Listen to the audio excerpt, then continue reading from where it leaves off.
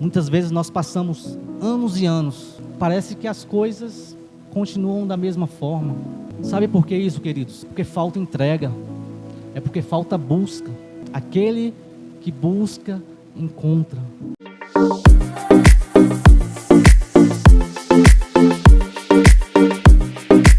Glória a Deus. Graça e paz, queridos. Amém?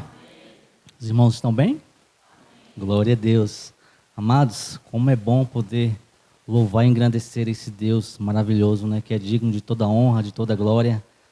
Né? Deus já ministrou aos nossos corações através do seu Filho, né? Já confirmou a palavra. E nós continuaremos falando nesta noite sobre entrega, sobre nós darmos o nosso melhor para o Senhor. E esse é o título da nossa ministração nessa noite.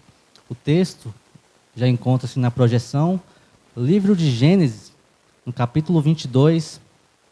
Eu quero estar lendo do versículo 1 ao 13, que diz assim: E aconteceu depois dessas coisas, que provou Deus a Abraão e disse-lhe: Abraão, e ele disse: Eis-me aqui. E disse: Toma agora o teu filho, o teu único filho Isaque, a quem amas, e vai-te à terra de Moriá, e oferece-o ali em holocausto sobre uma das montanhas que eu hei te direi. Então se levantou Abraão pela manhã, de madrugada, e albardou o seu jumento, e tomou consigo 2 de seus moços, e Isaque seu filho, e cortou lenha para o holocausto, e levantou-se, e foi ao lugar que Deus lhe dissera. Ao terceiro dia levantou Abraão os seus olhos, e viu o lugar de longe. E disse Abraão aos seus moços: Ficai-vos aqui com o jumento, e eu e o moço iremos até ali. E havendo adorado, tornaremos a vós. E tomou Abraão a lenha do holocausto, e pôs-o sobre Isaque seu filho. E ele tomou o fogo e o cutelo na sua mão, e foram ambos juntos.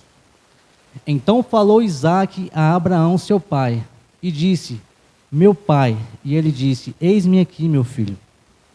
E ele disse: Eis aqui o fogo e a lenha, mas onde está o cordeiro para o holocausto?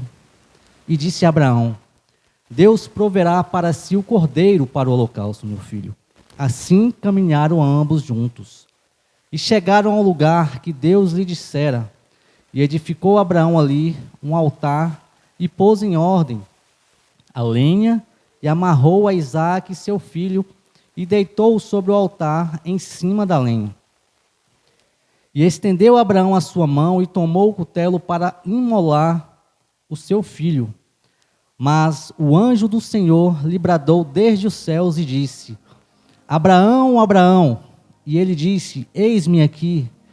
Então disse: Não estenda a tua mão sobre o moço, e não lhe faças nada, porquanto agora sei que temes a Deus, e não me negastes o teu filho, o teu único filho. Então levantou Abraão os seus olhos e olhou, e eis um carneiro detrás dele, travado pelos chifres no mato, e foi Abraão e tomou o carneiro e ofereceu-o em holocausto em lugar de seu filho. Louvado seja o nome do Senhor. Queridos, Abraão, como conhecido como nosso pai na fé, ele foi um grande personagem bíblico, considerado e foi reconhecido pela sua fé e obediência a Deus. A jornada de Abraão, ela se inicia basicamente no capítulo 12, quando ainda se chamava Abrão, com 75 anos de idade, amados. Deus dá um direcionamento para Abrão, pediu para que ele saísse da sua parentela, saísse da sua terra e fosse para um lugar que ele não conhecia, ou seja, que Deus iria mostrar. E o interessante, queridos, que Abraão, ele conviveu naquele lugar, mas ele obedeceu à voz de Deus, e a palavra do Senhor vai nos dizer que ele sai. ele deixa a sua terra, deixa a sua parentela e vai no direcionamento que Deus deu a ele. Demonstrando nesse exato momento, queridos, a sua fé e a sua obediência. E o Senhor mudou o seu nome para Abraão, que significa pai de muitos. E lhe prometeu que os seus descendentes seriam incontáveis como as estrelas, e que por meio dele seriam abençoadas todas as nações. Mas à frente nós vamos ver que Deus faz mais uma promessa a Abraão, de lhe dar um filho, já na sua velhice. E anos mais tarde, quando Abraão ele já tem 100 anos, essa promessa ela se cumpre na vida de Abraão. Nasce então Isaque, o filho da velhice, o filho da promessa, o filho que Abraão tanto esperou, um filho que ele tanto amou. Louvado seja o nome do Senhor. Porém, queridos, o texto vai nos dizer que tempo depois, quando Isaque já era um garoto, Deus, mais uma vez, faz um teste com Abraão. Aquele filho que o Senhor havia prometido a Abraão, Deus então resolve testar a fé de Abraão, pedindo como sacrifício. Queridos, eu fiquei tentando imaginar o coração de Abraão neste momento. Um homem que esperou por tanto tempo por um filho, por uma promessa. E quando essa promessa se cumpre na vida dele, Deus resolve testar a fé deste homem, pedindo aquilo que, para nós, queridos, é improvável de você obedecer, olhando pela nossa lógica humana. Porque, queridos, quem é pai sabe o amor que a gente tem pelos nossos filhos. Eu me lembro que logo quando eu casei com a Elisama, eu queria muito ter um filho. E eu comecei a orar. E eu comecei a pedir a Deus, comecei a buscar. Eu falei, Senhor, é o meu sonho. E eu comecei. E o Otávio, ele é fruto de oração.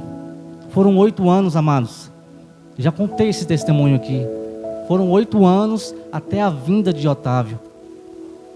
E o Senhor, ele usa o seu servo para dizer que o Senhor estaria nos abençoando com um presente. E esse presente foi o Otávio. Amados, quando a Elisama engravidou, a gente não tinha a dimensão do amor que a gente ia ter pelo nosso filho. Mas à medida que os meses vão passando, e quando nasce, o amor só vai aumentando, amados. Hoje Otávio vai fazer 3 anos. Irmãos, Otávio está uma bênção. Tem dias que eu tenho que dar uns cascudos, porque, sabe, tá demais. E aí, sempre eu pergunto para alguém, moço, tá difícil. Aí as pessoas falam, é a fase, é assim mesmo. Mas, por incrível que pareça, a cada dia que passa, o amor só vai aumentando, né? Às vezes eu saio para trabalhar e conecto, né, na internet e ligo, né, faço uma chamada de vídeo só para me ver ele.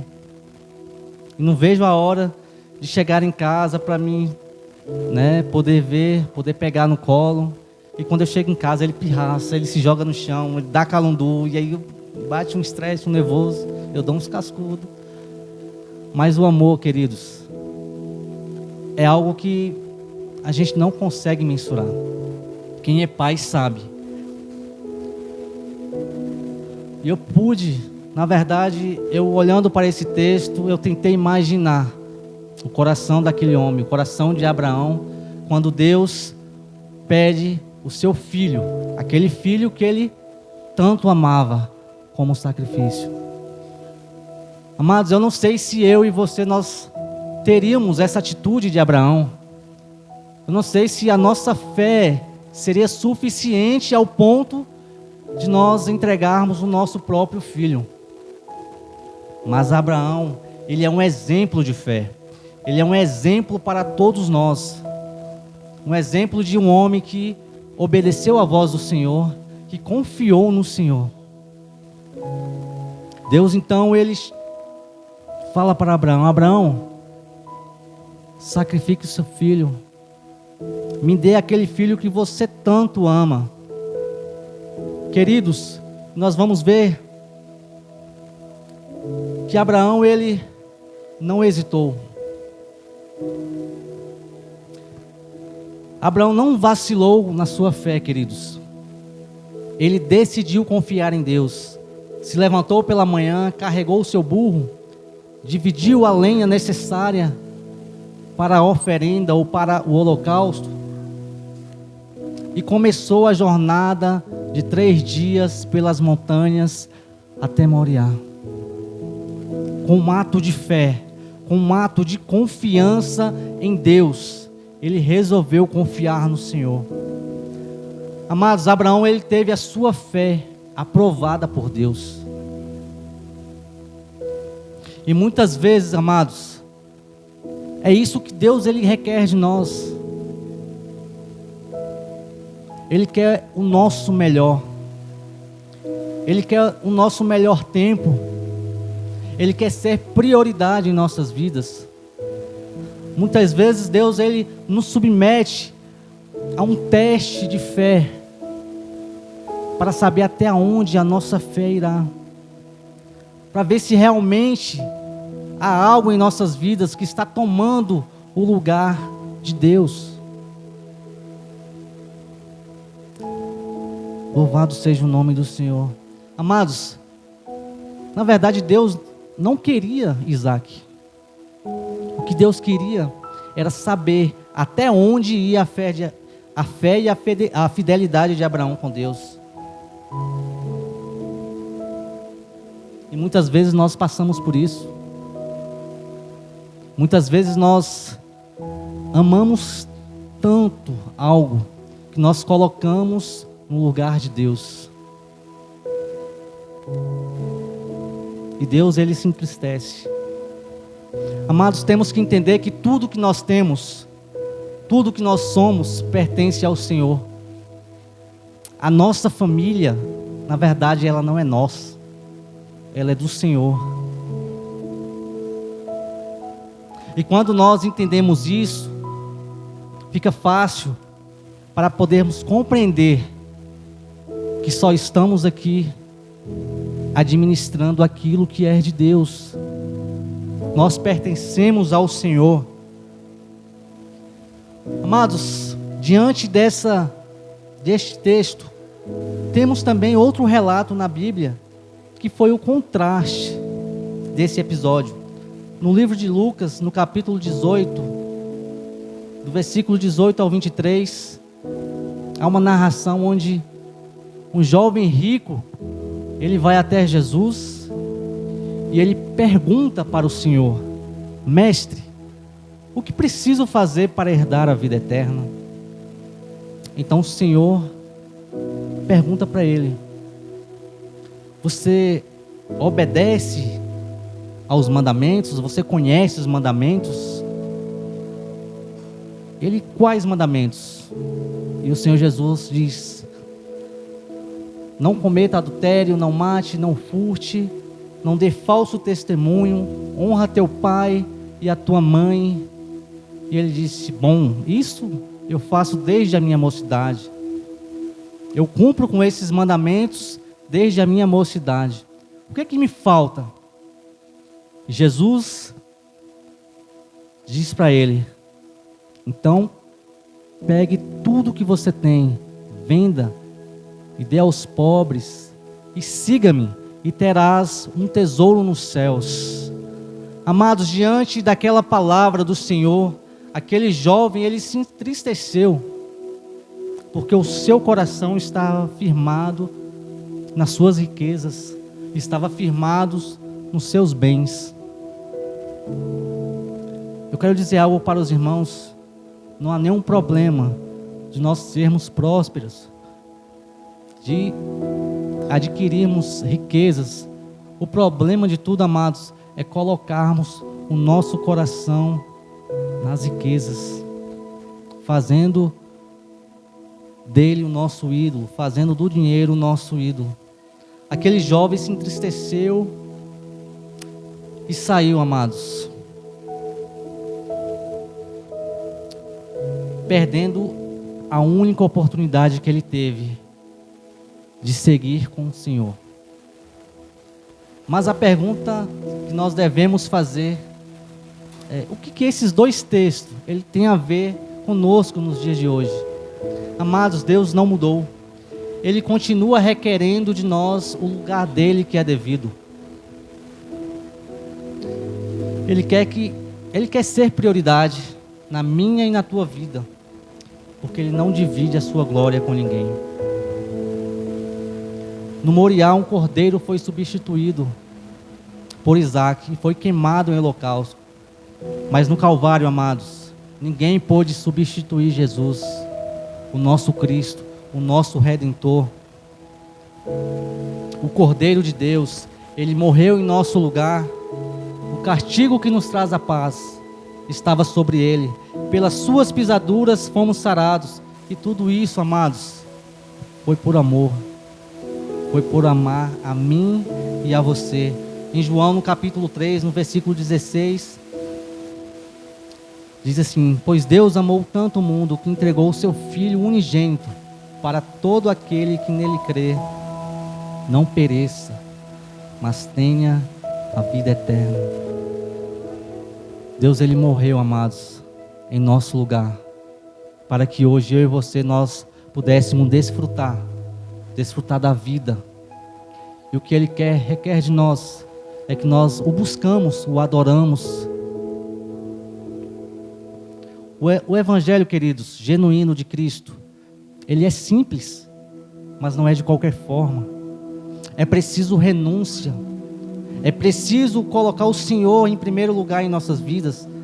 É preciso abrir mão, muitas vezes, daquilo que nós julgamos ser importantes, para estar buscando ao Senhor, adorando, estando na presença dEle, vivendo o sobrenatural, fazendo o seu querer e a sua vontade. O livro de Mateus, no capítulo 16, no versículo 24, diz assim: se alguém quer vir após mim, negue-se a si mesmo, tome a sua cruz e siga-me. Pois aquele que quiser salvar a sua vida, a perderá. Mas aquele que perder a sua vida por causa de mim, a encontrará. Louvado seja o nome do Senhor. Quando nós decidimos andar com Jesus, quando nós decidimos ir ao encontro do Senhor, nós temos que deixar aquilo que impede ou que toma o lugar dele em nossas vidas, amados. Eu não sei qual é o que tem roubado o lugar do Senhor na sua vida, mas você sabe. Você lá no seu íntimo sabe o que você precisa abrir mão para estar na presença do Senhor, para buscar mais o Senhor, para viver o sobrenatural de Deus. Semana passada nós estávamos falando que Deus, Ele é um rio de águas vivas. E quanto mais nós vamos nos aprofundando nesse rio, nós vamos nos submergindo neste rio, mas nós ficamos totalmente dependentes dEle. E é nesse nível, queridos, que nós devemos estar. Porque quando nós estamos no raso, amados, nós podemos ir para a direita ou para a esquerda. Mas quando nós estivermos totalmente ligados nele, totalmente dependentes dele, é ele que vai direcionar as nossas vidas. Louvado seja o nome do Senhor.